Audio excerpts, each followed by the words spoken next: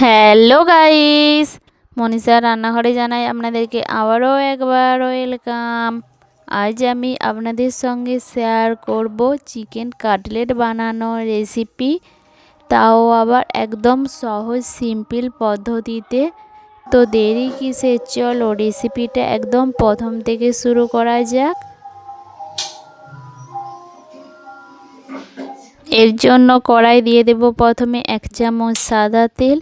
তেল ভালো মতো গরম হয়ে যাওয়ার পর দিয়ে দেব অল্প করে গোটা জিরে ও 1 চামচ করে কুচিয়ে নেওয়া আদা রসুন এবং অল্প করে কাঁচা লঙ্কা ও একটা মিডিয়াম সাইজের কুচিয়ে নেওয়া পেঁয়াজ। এখন গ্যাসের ফ্লেমটাকে লোতে রেখে 2 সেকেন্ডের মতো এগুলো কুক করে নেব।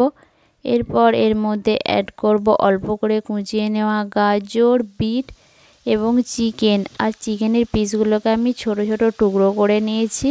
এগুলো যাতে তাড়াতাড়ি কুক হয় তার জন্য এর মধ্যে অ্যাড করে দেব স্বাদমতো লবণ আর কিচেনে থাকা কিছু বেসিক গুঁড়া মশলা এর মধ্যে দিয়ে দেব, যেমন 1/2 চামচ হলুদের গুঁড়া, 1 চামচ লঙ্কার গুঁড়া। এখন সমস্ত কিছু ভালোভাবে মিক্স করে নেওয়ার পর লো ফ্লেমে এটাকে ঢাকা দিয়ে 2 মিনিটের মতো রেখে দেব। 2 মিনিট পর আমি ঢাকাটা খুলে দিয়েছি। চিকেন থেকে দেখুন জল ছাড়তে শুরু করে দিয়েছে, আর এর মধ্যে বিট ব্যবহার করার ফলে চিকেনের মধ্যে কালারটা কিন্তু খুব সুন্দর চলে আসছে।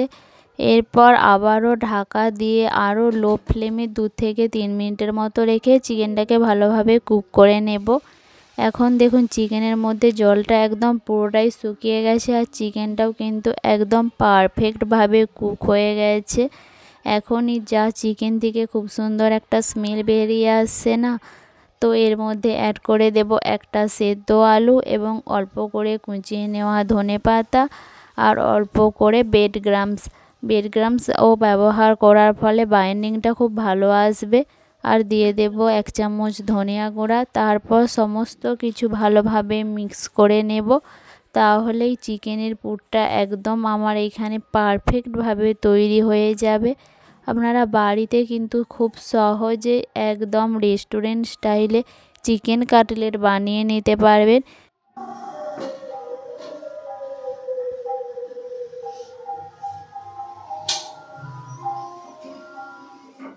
এরপর একটা পাত্রে 2 চামচ ময়দা ও 3 চামচ কর্নফ্লাওয়ার ও অল্প জল দিয়ে ভালোভাবে মিক্স করে নেব।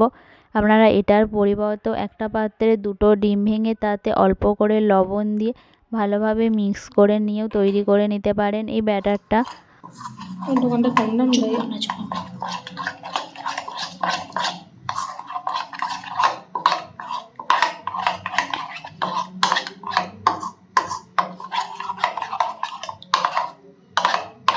আর একটা পাত্রে অল্প করে আমি বিস্কুটকে গুঁড়ো করে নিয়েছি।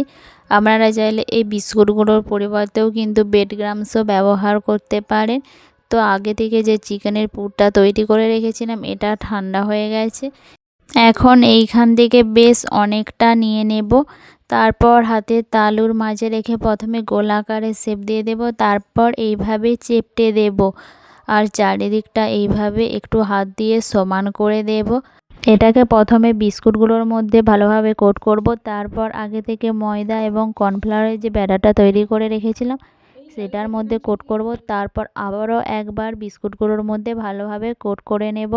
আপনারা চাইলে প্রথমেই ময়দা কিংবা কর্নফ্লাওয়ারের যে ব্যাটারটা আছে সেটার মধ্যে কোট করে নিয়ে একবার বিস্কুটগুলোর মধ্যে কোট করে নিলেই কিন্তু তৈরি করে নিতে পারেন।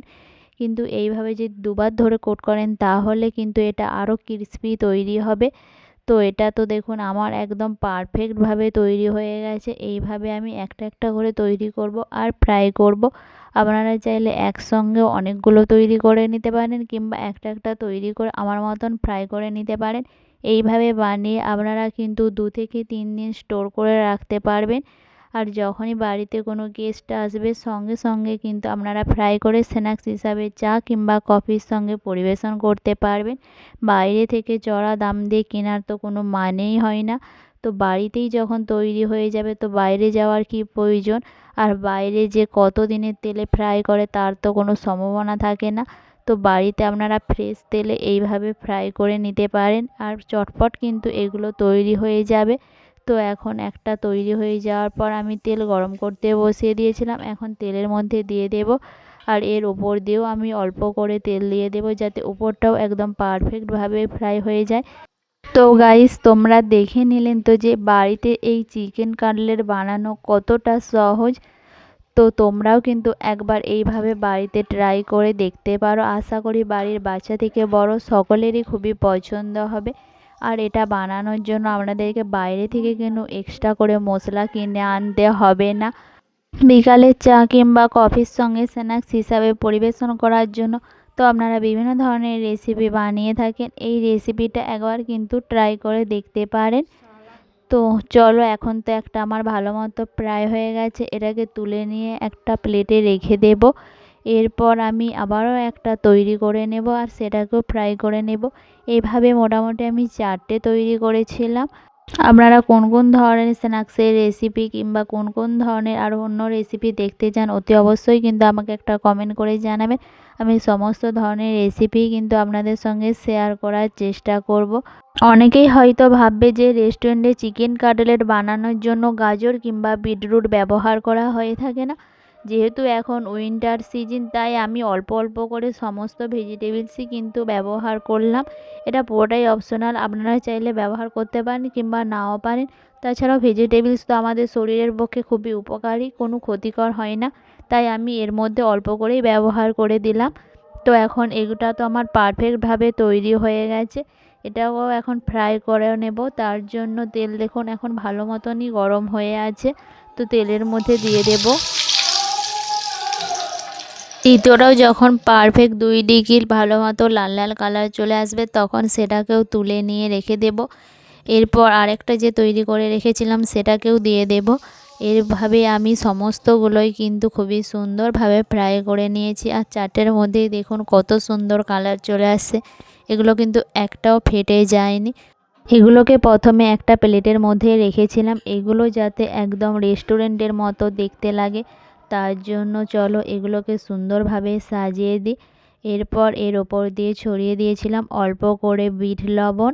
তোমরাও কিন্তু এইভাবে একবার বাড়িতে ট্রাই করে দেখতে পারো। আর কেমন লাগলো অতি অবশ্যই কিন্তু আমাকে একটা কমেন্ট করে জানিও। তো চলো গাইস, রেসিপিটা আজ এইখানেই শেষ করা যাক। আর রেসিপিটা ভালো লাগলে একটা লাইক কমেন্ট করতে ভুলবেন না। দেখা হবে নেক্সট রেসিপি নিয়ে। ততক্ষণে সবাই সুস্থ থাকবেন, ভালো থাকবেন, টাটা, বাই বাই।